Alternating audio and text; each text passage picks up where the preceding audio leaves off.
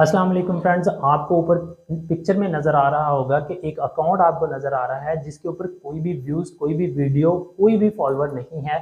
लेकिन उसके ऊपर लाइव का ऑप्शन भी नज़र आ रहा होगा आपको कि आप उसके ऊपर जो है वो लाइव भी देख सकते हैं, लाइव आ रहा होगा ऊपर।